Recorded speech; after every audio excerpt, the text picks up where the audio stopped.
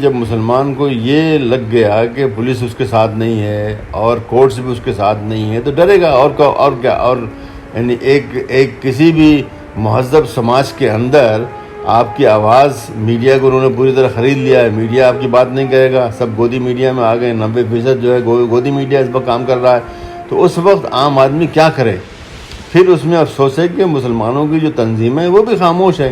यानी वो जो काम उन्हें करना चाहिए था, फ़ौरन जो उनको आना चाहिए था, फ़ौरन उन जगहों का गए हैं, बाद में गए कुछ लोग, इसमें इनसे इनकार नहीं है, लेकिन फ़ौरन जो काम करना चाहिए था, फ़ौरन रिलीफ के जो काम करना चाहिए था, फ़ौरन बोलना चाहिए था, फ़ौरन कोशिश करनी चाहिए थी कि प्राइम मिनिस्टर से, नहीं तो कम से कम वज़ीर दाखिला से, नहीं तो कम से कम जो है उन जगहों के जो पुलिस कमिश्नर हैं उनसे मुलाकात करने की कोशिश करनी चाहिए थी। ये सब कोशिशें नहीं हो रही हैं, या हो रही हैं तो कम हो रही हैं, बहुत ही कम। अगर हम इसमें चौकस होते तो ये चीज़ें फैलती जा रही हैं। इसका इसलिए कि जो लोग करवा रहे हैं उनको मालूम है कुछ नहीं हो रहा है, ठीक ठाक, कोई मसला नहीं, कर लो, कुछ भी नहीं होगा।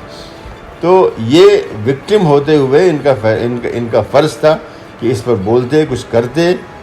जो कम से कम काम है वो रिलीफ वाला, वो भी मैं समझता हूँ अभी ठीक से शुरू नहीं हुआ।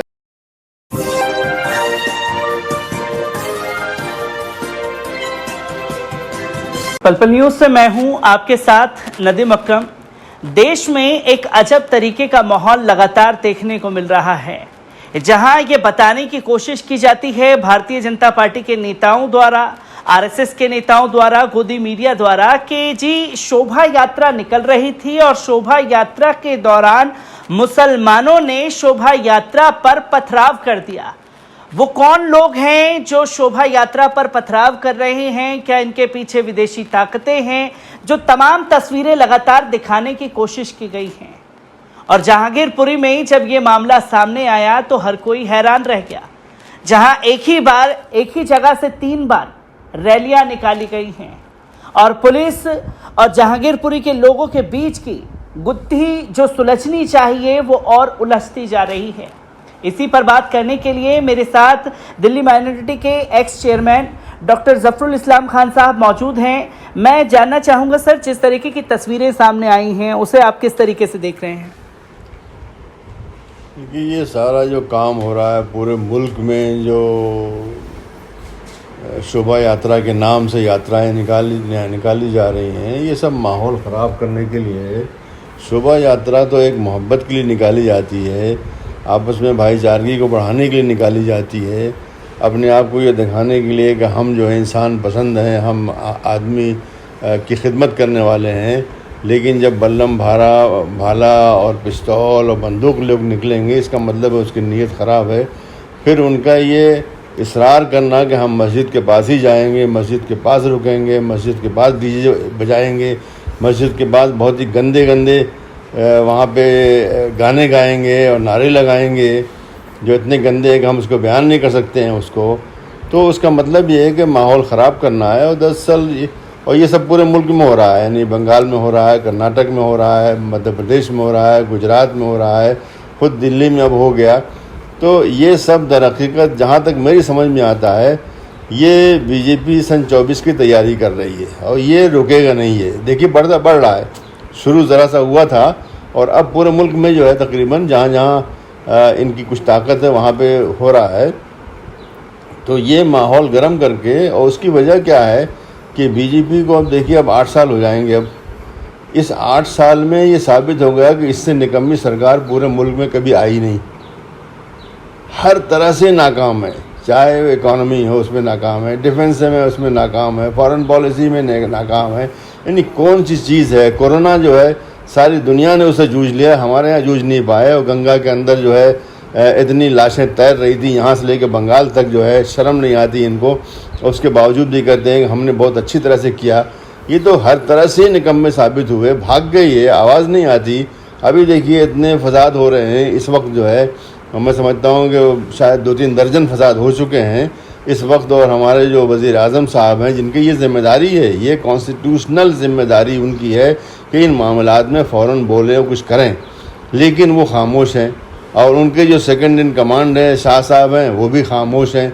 फिर क्या है आखिर? ये हुकूमत किस लिए कर रहे हैं? हुकूमत क्या सिर्फ इलेक्शन जीतने के लिए कर रहे हैं? मुझे ऐसा लगता है कि बीजेपी सिर्फ इलेक्शन जीतने की एक मशीन हो गई है बस। किस तरह से लोगों को बेवकूफ़ बनाओ, नफरत फैलाओ, और उनको जब इलेक्शन आने वाला हो तो उनके अकाउंट में 5,000 रुपये डाल दो और जो है 10 किलो जो है चंद महीने के लिए राशन दे दो और इलेक्शन जीत लो। इसलिए कि हमारी अफसोस ये है कि हमारी जो आवाम है ज़्यादातर वो अनपढ़ है, समझदार नहीं है। वो डेमोक्रेसी उन लोगों के लिए होती है जो समझदार लोग होते हैं, पढ़े लिखे लोग होते हैं, अपना अच्छा बुरा जानते हैं, अखबार पढ़ते हैं, या कुछ भी अगर उनके पास दूसरे मैसेजेस भी आते हैं जो कि सोशल मीडिया पे उसको समझते हैं, समझने की ताकत रखते हैं। ये नहीं कि बेवकूफ़ बन जाए फ़ौरन। तो हमारी जो पब्लिक है वो बड़ी हद तक जो है इस किस्म की है कि वो बेवकूफ़ बन जाती है। और ये इलेक्शन से पहले अब इन्होंने सोचा है कि भाई अब हमारे पास कुछ है नहीं, तो इसी जो उनके पास एक वाहिद चीज़ है, नफ़रत है, हेट, जो जो जो जो जो पॉलिटिक्स है, उसको खूब बढ़ावा दो। और ये जो हो रहा है उसके बाद अभी खूब राइट भी होंगे, देखिएगा भी आप। यानी मैं नहीं चाहता कि ऐसा हो, लेकिन जो मुझे लग रहा है कि अभी राइट भी जो है छोटे छोटे राइट भी होंगे ताकि माहौल गर्म रहे। और जब जो है मई सन 24 आए तो उस वक्त मामला बिल्कुल तैयार हो, फ़ौरन जो है इनकी रोटी जो है इनकी पक जाए इनकी, और ये इनका दोबारा इलेक्शन हो जाए। तो ये बड़े अफसोस की बात है कि एक पार्टी को मौका मिला। ये बोलते थे कि हमको भी जो है ना, हमको भी कभी मौका दो, हमको भी मौका दो, हम करेंगे। मौका दिया गवर्नमेंट पब्लिक ने, पहले भी दिया था और अब दोबारा दिया है मौका। अब 2 बार मौका अभी मोदी के साथ भी मिल चुका है, लेकिन इस मौके को उन्होंने ज़ाया कर दिया है।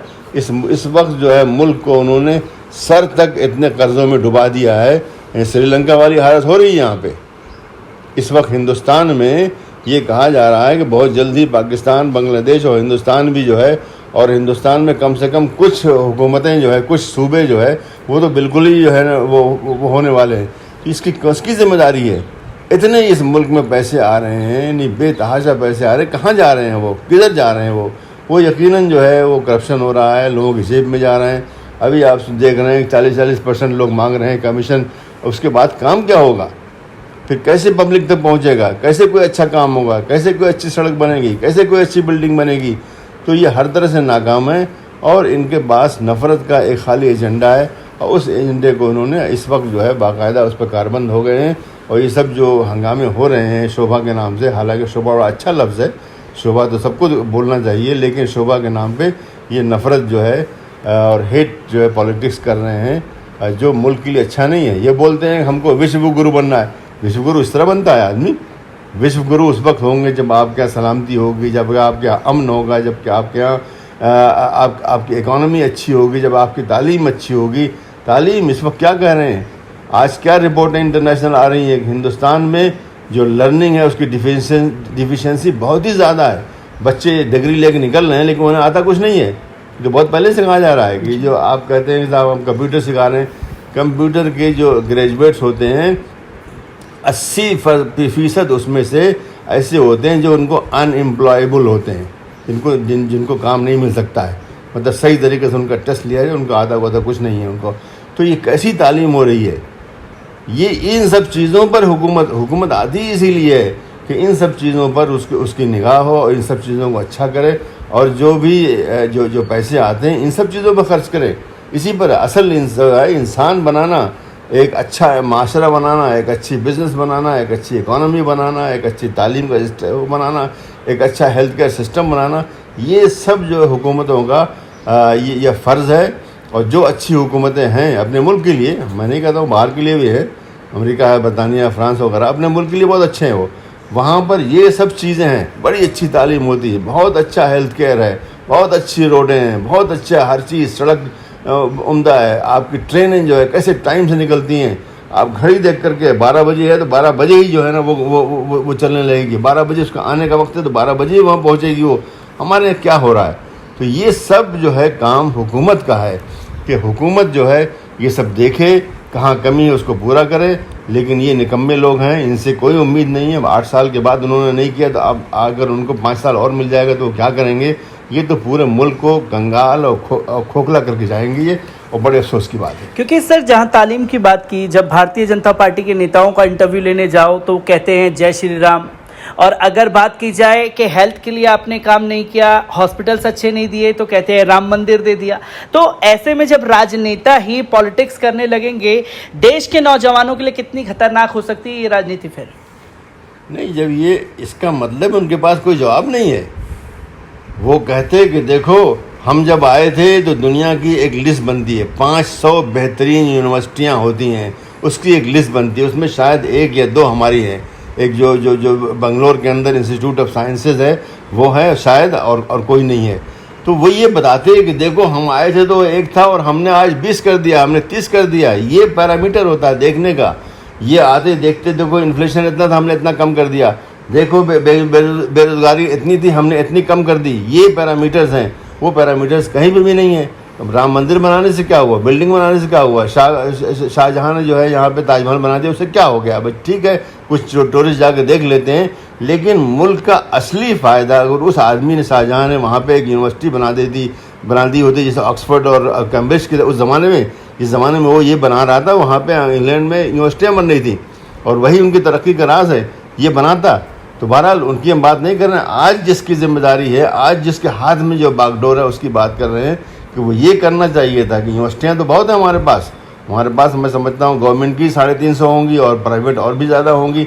इनको बेहतरीन यूनिवर्सिटियाँ बनाते, लेकिन अफसोस है कि इसमें से जो अच्छी बनी हुई भी है उनको तोड़ रहे हैं। अच्छी जो बनी हुई हैं, जैसे JNU है, पूरी कोशिश हो रही है कि JNU को जो है तबाह कर दिया जाए, दिल्ली यूनिवर्सिटी को तबाह कर दिया जाए, पूरी कोशिश हो रही है।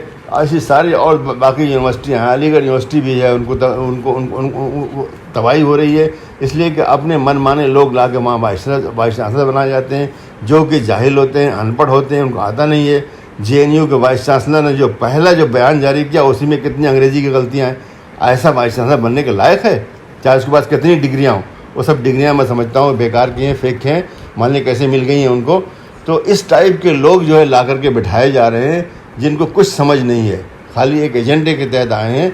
उनका एजेंडा सिर्फ ये होना चाहिए कि वो कैसे इस इंस्टीट्यूशन को बेहतरीन बनाएंगे, वो जो 500 की लिस्ट बनती है उसके अंदर ले आएंगे, ये एजेंडा होना चाहिए। अगर ये नहीं है तो ये सब निकम्मे हैं, किसी काम के नहीं है। क्योंकि इससे मैं बात करूंगा जहांगीरपुरी में जो इंसिडेंट हुआ, क्योंकि आपने दिल्ली दंगे के दौरान भी एक फाइल पूरी तैयार की थी जिस पर आपने किताब भी लिखी कि कहाँ कहाँ चूक दिल्ली पुलिस की हुई। उसी मिशनरी पर जहांगीरपुरी की पुलिस भी चलती हुई दिखाई दे रही है, क्योंकि ये देखा गया कि जो लोग मस्जिद के सामने हाथ जोड़ करके खड़े हुए थे कि आप लोग आगे बढ़िए, मेन आरोपी दिल्ली पुलिस ने अंसार को बना दिया। मीडिया अंसार के जिक्र को इस तरीके से दिखा रहा है कि मेन शोभा यात्रा के लिए विदेशी फंडिंग ले रहा था और मस्जिद पर पत्थर रखे हुए थे, हथियार इनके पास पहले से थे। ये जो चीजें चल रही हैं ये कितनी खतरनाक है, क्योंकि दिल्ली दंगे के दौरान भी हमने ये सारी तस्वीरें देखी थी। देखिए, बड़ा अफसोस है कि जैसे उन्होंने सारे डिपार्टमेंट्स ख़राब किए हैं, वैसे पुलिस डिपार्टमेंट को भी और ख़राब कर दिया है। पुलिस डिपार्टमेंट का हेड जो है वो बनाते हैं जो उनका पूरा चापलूस इंसान हो, जो उनकी जूती सीधी करने वाला हो। दिल्ली का जो उन्होंने जो कमिश्नर बनाया हुआ, पुलिस कमिश्नर बनाया हुआ, वो आदमी जिसकी की रिटायरमेंट अभी चंद दिन के बाद होने वाली थी, फिर उसको जो है उन्होंने एक्सटेंशन दे करके यहाँ ला कर बना दिया। ऐसे आदमी से क्या तवक्कुह करेंगे? तो ऐसे लोग बना रहे हैं और इनकी बहुत ही लंबी है, यानी बहुत लंबी इनकी कहानी है। जो 2020 की आपने बात की, उसमें वाज़े हो गया था कि जो मजलूम थे उनको जालिम बनाने की पूरी कोशिश हो रही थी और इनको बड़ा अफसोस हुआ, यानी गवर्नमेंट को, यानी मरकज़ी गवर्नमेंट को और LG साहब को बड़ी तकलीफ़ हुई कि हमने वो हकीकत बयान कर दी कि हाँ वाकई वो मजलूम थे और किस तरह से कि फसाद के बाद, बल्कि फसाद के दौरान ही पुलिस की कोशिश हो गई कि मजलूमों को जालिम बनाया जाए और पूरी उसमें जो है सारा जो कार्रवाई और इसी तरह से FIR लिखना वगैरह या जो FIR मजलूमों की तरफ से आ रही है उसको इस तरह दबा देना कि जो है ना वो सामने ना आए, वो ये काम कर रहे थे। वो अब वही काम ये अब कर रहे हैं। शोभा यात्रा कोई और निकाल रहा है, बार बार एक ही इलाके से कोई और आ रहा है और सारे जो पकड़े जा रहे हैं वो दूसरे लोग हैं जो कि बेचारे जो है उस इलाके के रहने वाले हैं, जो कि जिन्होंने इससे पहले उसी दिन 2 दिन उनको ठीक से जाने दिया और तीसरी बार ये लोग आए कि नहीं अब तो कुछ दंगा कर ही जाएंगे और मस्जिद के ऊपर चढ़ करके उन्होंने भगवा झंडा लगा दिया और मस्जिद के अंदर जो है ना उन्होंने पत्थर मारे, ये सब कुछ किया। तो उसके बाद भी उन्हीं को इल्ज़ाम लगाना है तो शर्म आनी चाहिए। कम से कम ज़रा सा कुछ जो है उसको बोलते हैं इवन हैंडेड, यानी कुछ इंसाफ ज़रा नज़र आना चाहिए। अगर तुमने 50 पकड़े थे तो 25 उधर से भी होने चाहिए थे। मालूम होता कि भाई हाँ तुम कुछ इंसाफ कर रहे हो, लेकिन यहाँ तो पूरी तरह से यानी ऐसा धड़ल्ले से जो है ना गड़बड़ यानी बदमाशी कर रहे हैं कि लग रहा है कि इन्हें कुछ भी डर नहीं है। दरअसल उनको डर नहीं है, इसलिए कि अब इन्होंने जुडिशरी को बड़ी हद तक काबू में कर लिया है। बड़े अफसोस की बात है, जुडिशरी जो है किसी भी माशरे के अंदर एक तरह से हर चीज़ की जज होती है। कोई आदमी गलती करेगा, चाहे वो मिनिस्टर हो, आम आदमी हो, प्राइम मिनिस्टर, कोई भी, या एक बिजनेसमैन हो, टीचर, कोई भी अगर गलती करेगा तो जुडिशरी वो जो है जज, वो आखिरी आदमी होता है जो कि फैसला करता है। जज अगर ठीक ना हो, जज अगर वो भी अगर उसी टाइप की फ़िक्र का हो कि आंख बंद करके जो है किसी ख़ास जो है समुदाय या किसी ख़ास गवर्नमेंट या किसी ख़ास पार्टी के लिए वो फैसला करेगा, फिर वो जज नहीं है वो। तो आज अफसोस है कि बहुत से जज, सब नहीं कहता मैं, बहुत से जज इसी किस्म के आ गए हैं जो कि इंसाफ को नहीं, कानून को नहीं, संविधान को देख के नहीं, बल्कि ये देख कर कि कौन जो है इसमें जो है पार्टी बना हुआ है, तो वो पार्टी अगर हुकूमत वाली है तो उसकी तरफ वो करेंगे। तो ये इसलिए इस मुल्क में अब इंसाफ मिलना भी काफ़ी मुश्किल होता जा रहा है। सर, एक आखिरी सवाल लेना चाहूँगा, क्योंकि लगातार तस्वीरें जो हैं ये दिखाने की कोशिश की जा रही हैं शोभा यात्रा के दौरान, क्योंकि देश के 9 से 10 राज्यों में ये इंसिडेंट हो जाता है। देश के प्रधान सेवक पूरी तरीके से खामोशी इख्तियार कर लेते हैं और ये तस्वीर दिखाई जा रही है कि मुसलमान या तो डरा हुआ है या कंफ्यूज है। ऐसे में आप किस तरीके से देख रहे हैं?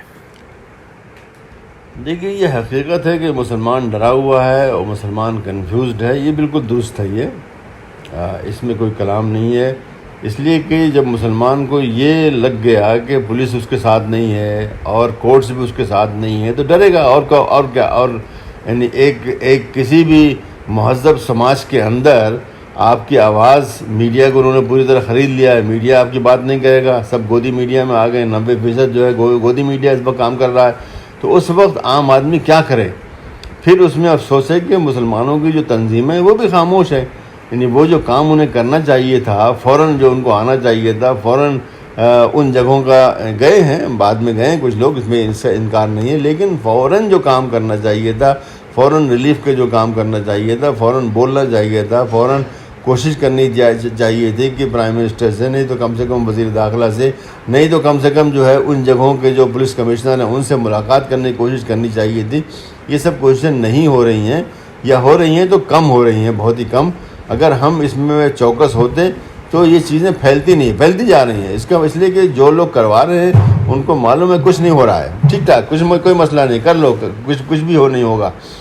तो ये विक्टिम होते हुए इनका फ़र्ज़ था कि इस पर बोलते, कुछ करते।